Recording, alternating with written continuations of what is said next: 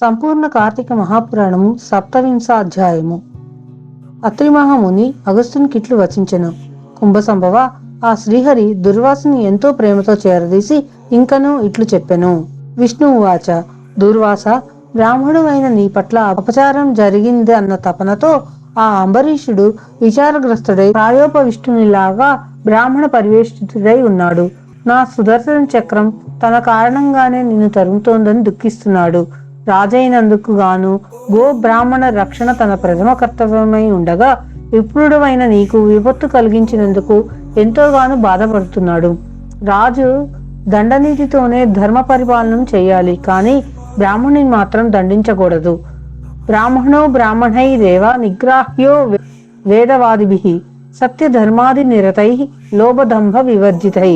దోషి అయిన బ్రాహ్మణ్ణి వేద విధులు, సత్యధర్మ నిరతులు, లోభదంభ శూన్యులు అయిన బ్రాహ్మణులు మాత్రమే దండించాలి. బ్రాహ్మణుడు పాపమును చేసి ప్రాయశ్చిత్తం చేసుకోనప్పుడు ధనహరణము లేదా వస్త్రహరణము, స్థానభ్రష్టత్వము మొదలైన విధులతో బ్రాహ్మణులు మాత్రమే శిక్షించాలి తప్ప రాజు శిక్షించకూడదు.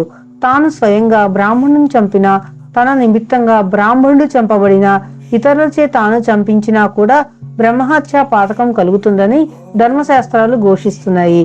అందుచేత మహాభక్తుడైన ఆ అంబరీషుడు బ్రాహ్మడు అయిన నీకు తన వల్లనే ప్రాణాపకారమైన సుదర్శన వేద కలిగినందుకు ఖిన్నుడై ఉన్నాడు. కాబట్టి నువ్వు తక్షణమే అంబరీషుని దగ్గరికి వెళ్ళు, తద్వారా మీ ఇద్దరికి కూడా శుభం జరుగుతుంది అని విష్ణువు చెప్పగానే దుర్వాసుడు అంబరీషుని ఎదుట ప్రత్యక్షమయ్యాడు. మరుక్షణమే సుదర్శనం కూడా అక్కడ ఆవిష్కరించబడింది.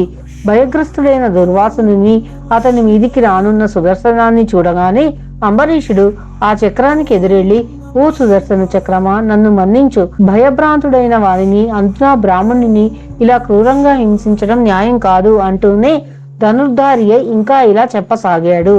సప్తవింశోధ్యాయ సమాప్తః. 27వ అధ్యాయం సమాప్తం.